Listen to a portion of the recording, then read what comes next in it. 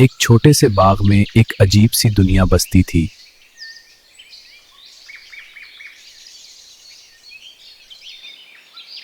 जहां थी मशहूर सहेल दी हटी।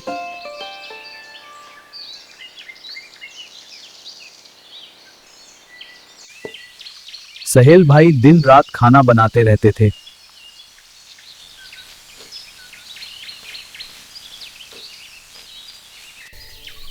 और ग्राहक सबकी सब चिंटियां।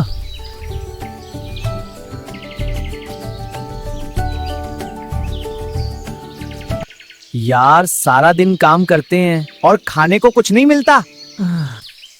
ओए खुशबू, सहेल दी हट्टी, चल जल्दी आओ आओ, ताजा खाना है।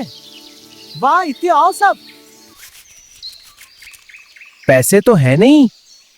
ओहो, परसों दे देंगे। जी भाई। सहेल भाई, 2 प्लेट। बस ले लो। पैसा? पैसा? हाँ परसों ठीक है, कोई बात नहीं। यहाँ सबका परसों चलता है, मेरा तो पिछले हफ्ते वाला भी बाकी है। हाँ, सब खाओ मजे से। खाओ भाई, हंसी फ्री है।